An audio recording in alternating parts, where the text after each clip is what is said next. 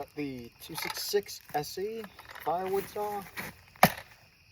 Just doing a cold start, seeing how she acts. It's sat for 4 or 5 days.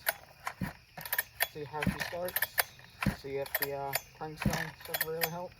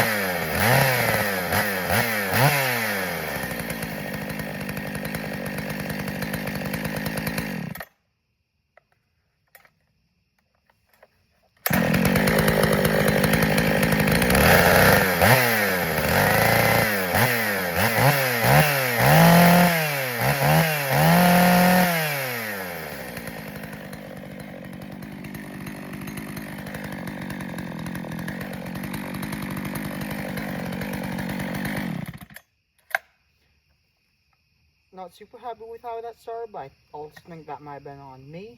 But I don't know.